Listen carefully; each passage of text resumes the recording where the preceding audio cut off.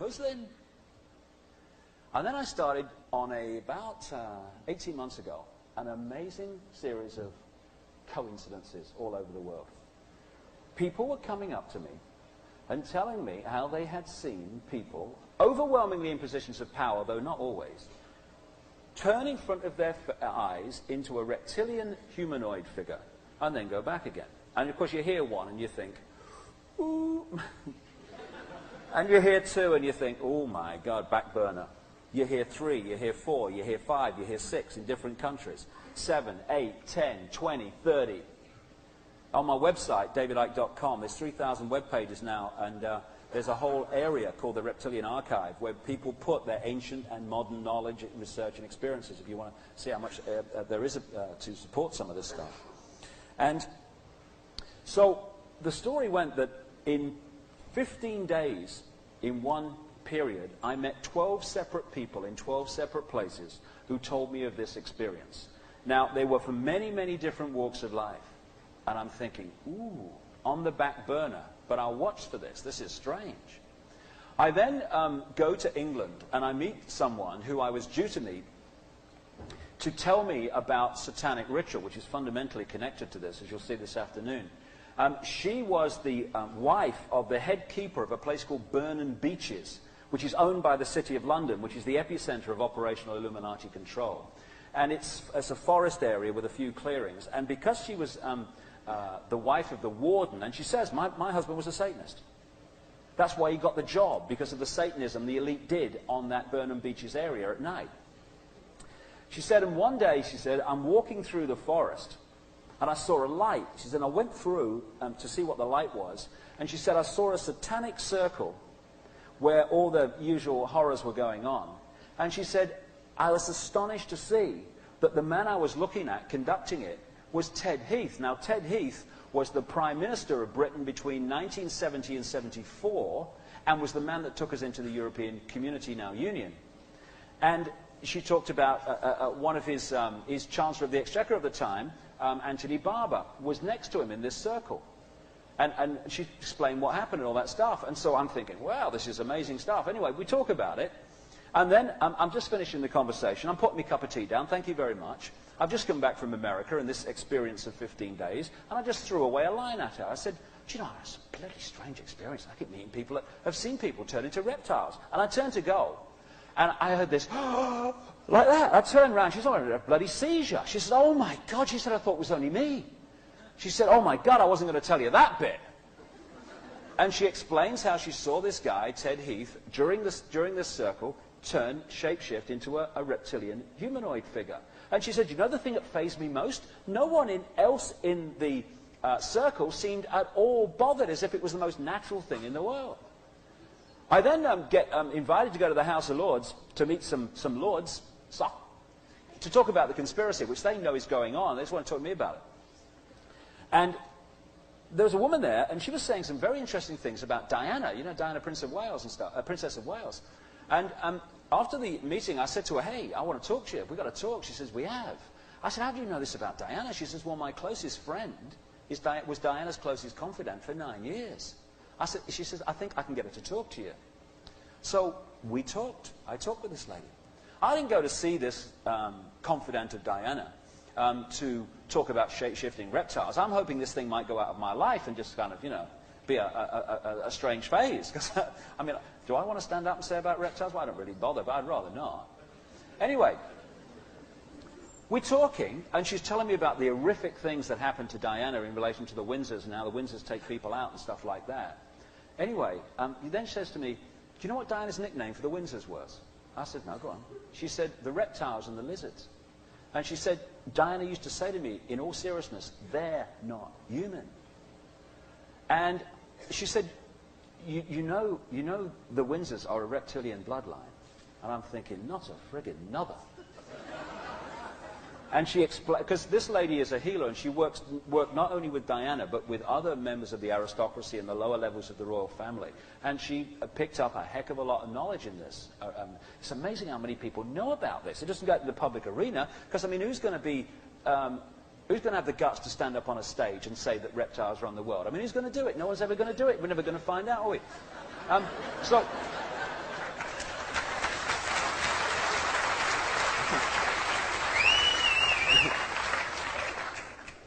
So this went on and on and on. If you look in the Reptilian archive of my website, you'll see just the constantly added stuff. The number of people that have had this experience blows me away. And the name that comes up more than any other, George Bush. There's a book by a lady called Kathy O'Brien, and she sees this as a holographic image, but when you put it together with all the other evidence, maybe there's another explanation here. She wrote this book in the early 1990s, before I was into any of this stuff. And when this started coming into my life, I thought, hold on a minute. I'm sure I read something about reptiles in that book. So I'm flicking through it, feeling a right prat, looking for reptiles in the index. There it was, about 4 references. And she talked about how George Bush had told her that they were an extraterrestrial race that had taken over the planet. No one knew it because they looked human. And how he turned into a reptile in front of her. Now, of course, understandably, in these mind control projects, you think, oh, well, you know, it's a holographic image. It can't be actually literally true. But when you get this other stuff, suddenly it takes on a different light. She also talked about being with a guy called Miguel de la Madrid, who was president of Mexico during the Bush years. And she tells at some greater length in the book how Miguel de la Madrid told her the story of what he called the iguana race. He told her that an extraterrestrial race of reptilian origin came to the Earth and needed bodies, as he put it, to work through, to operate through. And how they interbred with the ancient Mexican people, because this happened all over the world, creating hybrid bloodlines, and that these bloodlines could take either human or reptilian form. And to quote her own book, he added, perfect for world leaders. And more recently, I've met more and more people who have come from the inside and said the reptilians are behind the Illuminati. And it's interesting that when you go back, as I did, I thought, well, you know, time as we know it, a few thousand years, is actually nothing in truth. So if it's happening now, there must be references to it in the ancient world. Well, if you're looking for references to a serpent race, serpent people, snake people, it's absolutely friggin' enormous in the ancient world. And one example, the Nagas, the gods of the ancient Indus Valley, they said about them they could take either human or reptilian form.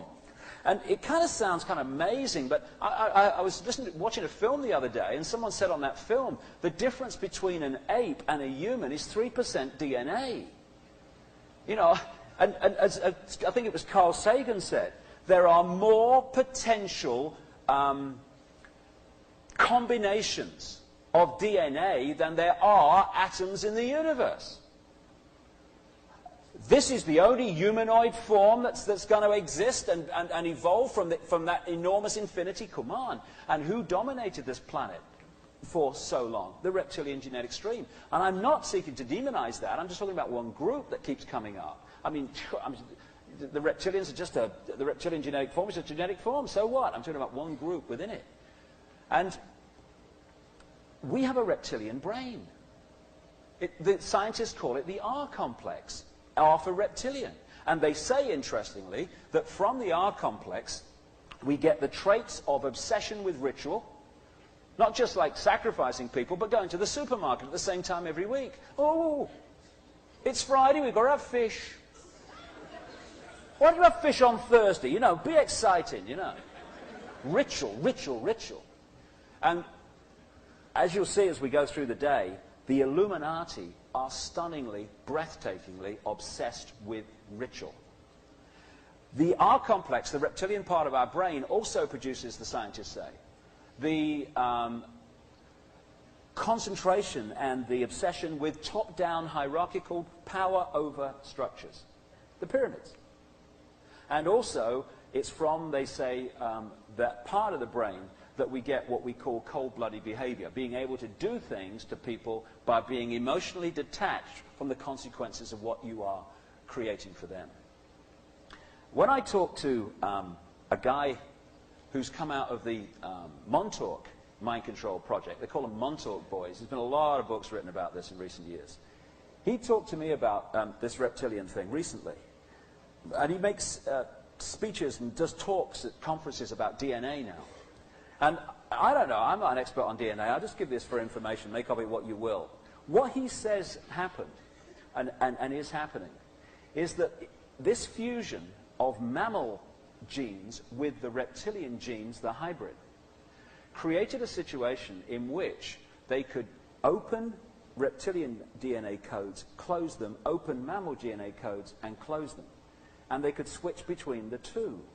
What he's saying is that the DNA has open codes, which manifest as a physical expression, characteristic, and they have closed codes, which are dormant. And if these dormant codes open, or these other codes open, then they manifest a different characteristic. I didn't know this. But do you know there are still people on this planet being born with tails? They call them in the trade causal appendages. When it happens in the Western world, they just whip them off and sort it, you know, when they're babies. But in the third world, where they don't have that medical expertise, there are still people walking around with tails, because a DNA code that would manifest as that characteristic, which should remain closed in this point of our body's evolution, has in that one person opened, and it's created a characteristic. And he talks about how these particular bloodlines, and there are very few at this level, who can move between the two and open and close codes. And for some reason, drinking human blood, particularly the blood of blonde-haired, blue-eyed people, seems to be very beneficial to holding mammal codes open, so that the reptilian ones don't manifest in the world around us, which will bring us later into why, when you follow these bloodlines from the ancient world to now, the obsession with blood drinking, satanic rituals follows them everywhere. Now, when I started looking at this, I started scanning around, and someone sent me this. This is from a temple in Egypt, an ancient piece of artwork. And what you've got are the ancient Egyptians lining up here to give a gift and offering, sheep and stuff, to their god. And when you get to the end of the line and you see what the god looks like, well, it's kind of very strange. It's not what you think the god would look like. And when I started scanning around, there's not that many absolutely literal depictions of reptilian figures, reptilian gods, but there are some. What Credo Mutwa told me is that the Chitahuri, which incidentally in Black African translates as the children of the serpent, the children of the python, which is what they call these bloodlines. He said because they were reptilian, they said, as I said earlier, never depict us as we really look. So the symbolism of the snake, the symbolism of the serpent became depictions of the gods. But you can find some.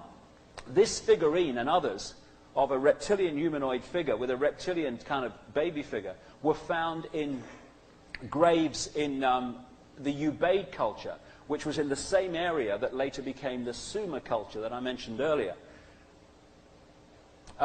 China, where a lot of this interbreeding appears to have gone on in the ancient world, of course their whole culture is based on the dragon, which is another symbol, it seems, of these reptilian gods from the ancient world. Now, what I did, when I got some of these people together who had seen this shape-shifting situation, and I said, I got them together with an artist, and I said, depict through this artist what you see when this shape-shifting goes on. Another person who talks about this is a lady who conducted sacrificial rituals for some of these people, including the British royal family. And she confirmed exactly, with indeed more detail, what Diana's confidant was saying about the Windsors shape-shifting in the way that I'm talking about. Now, these nodules on their head are something that come up again and again with such consistency that it's just amazing, and you'll see more confirmation of that in a second. And these are also kind of depictions of what people see when suddenly the mammal, the human form disappears, and suddenly they're looking at something else. Talk about freak you out. In fact, someone was telling me backstage, just before I came on, about a couple of friends of theirs who are like big guys and really grounded and into none of this stuff, who had exactly this experience, completely freaked them. And that was in Vancouver. Now, when I said to Credo Mutwa, what do this Chitahuri look like? He said, I'll show you, because he's an artist. And we went down this rough track to where he paints, and he said, that's what the Chitahuri look like. In fact, there are many genetic streams, but that's one of them. The eyes are something that constantly get described. The glowing yellow eyes get constantly described by people who see this phenomena. And indeed, when you go back into the ancient world, you see the same depictions.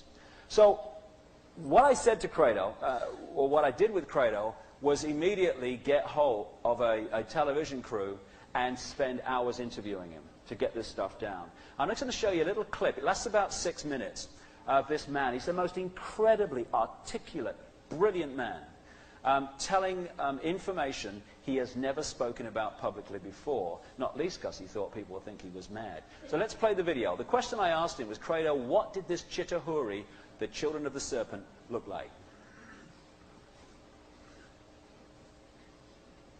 This is how a Chitauri looks like. It stands about 11 feet high. It is a very slender being which seems not to have a bone structure. Its fingers have no joints. They are more as if the bones in here were flexible. Some of the Chitauri have got 3 claws with a thumb. Some have got 6 claws with a thumb. And some of the Chitauris have got horns on their heads. And what surprises me is this. Some film producers, like the producers who make the film Star Wars, often show creatures in their films which actually exist, which even the most uneducated of Africans who knows this Chitauri can identify. For example, in the new Star Wars film, what is it called? Star Wars or something like that. There is a creature who amazes me called Darth Maul. Darth Maul is a red and black being with a ring of small horns right round his head. That is exactly what the Chitauri look like. Some have got ordinary heads without any horns on their heads. These are the lesser Chitauri. But the royal Chitauri have got a ring of sharp horns all around their heads. And the very high Chitauri, like their king, Mubaba Samahongo, they have got very long horns which grow this way. Not that way like a bull, but this way like certain antelopes. Now, I just wonder where these film producers get their information from. And in one strange film, which my student called me to come and watch, was the thing called Stargate 2. Mm-hmm. And in that film, there was a creature, a very slimy, cream-colored creature with heavy wrinkles on its face. It was a spitting likeness of Mubaba Samahongo, the terrible emperor of the Chitauri. Well, clearly there's a tremendous amount of knowledge of what's been going on and what is going on, which comes out symbolically through films and areas of communication like Hollywood. But the thing that I'm totally stunned the more I talk to you about this is because I've been all over the world having people give me descriptions of seeing reptilian type figures, particularly people in positions of power in the world, changing into a reptilian figure and coming back again. And what they describe seeing is exactly what the knowledge of ancient Africa talks about seeing. We're talking about the same people there, which is an astonishing confirmation. And the eyes is something that keeps coming up being described. Yes. Tell me about the eyes of the Chitauri. Say, a warrior Chitauri has got eyes like a snake. These eyes are yellowish with split pupils and they glow in darkness. So if a Chitauri, a warrior Chitauri, one of the lesser classes, is hiding in a cave, you can see its eyes burning. But a royal Chitauri has got 3 eyes.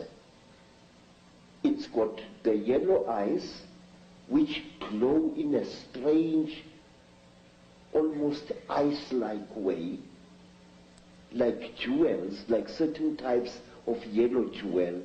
And then they have got an eye in the center of their foreheads, an eye which doesn't close up down like a normal eye does, but which closes from side to side and which opens this way.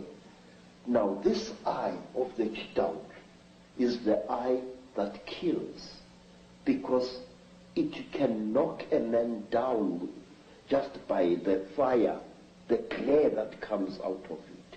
Is this where the a constant recurring theme of the evil eye comes from? Yes, sir. Yes, sir. In fact, Mr. David, I would like to share a little thing with you. It is this: the best way to protect an evil thing is to deny its existence. And if you talk about things such as the Chitauri, if you talk about things such as the Mandinda, there are many people who say to you, rubbish, this thing does not exist. Now, in this way, this great evil is protected by being denied. One day in my long travels through the world, I was in New York, in that place called Harlem, and I saw a graffiti on a wall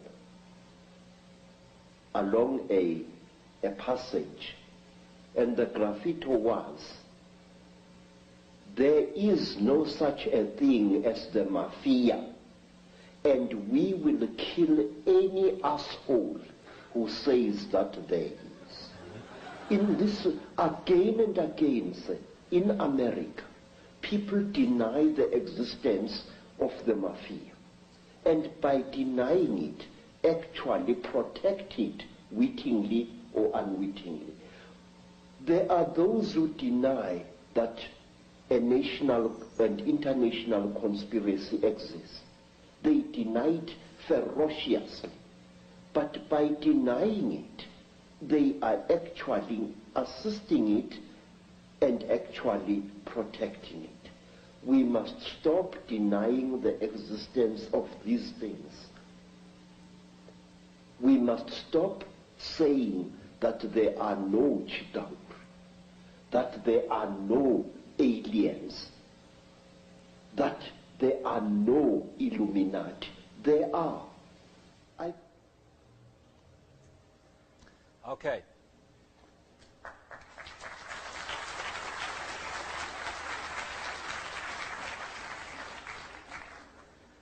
He's an amazing man, and for those who seem to indicate from what they've said about me this week that by definition if you talk of a global conspiracy, you are a far-right Nazi. Maybe those people might ponder on this after hearing those words. Credo Mutwa had his son murdered, his house burnt down, and his body battered to the point of death for opposing the racist apartheid regime in South Africa.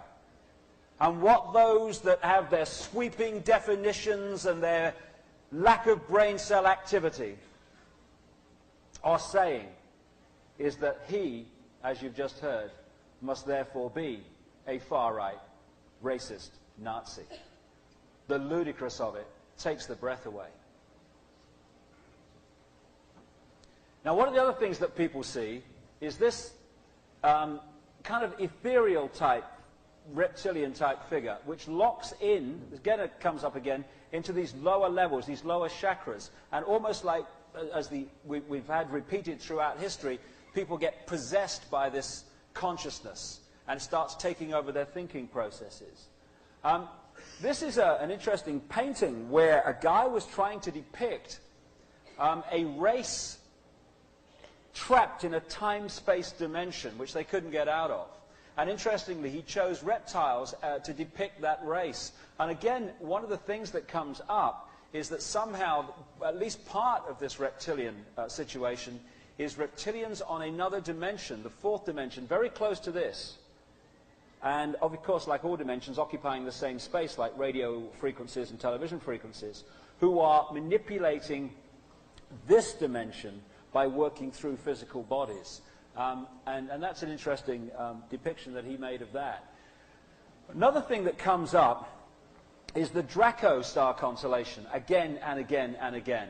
And it's interesting when you see the writers and the artists, how they depict truth in symbolic terms and so-called fictional terms. We have Count Dracula. And when you look at the stories of Count Dracula, you're looking at the recurring themes that surround these reptilian figures, from the royal elite, supposed to come from Draco, according to the stuff I keep getting from various people. And the word draconian sums up the Illuminati magnificently. And Bram Stoker, who wrote Dracula, was a high initiate of this very network, who, like many others who've written books depicting truth as fiction, had access to what was really going on. You'll see as we go through, if you reflect on the day, how all these different elements of Dracula in the story come back in the stories of this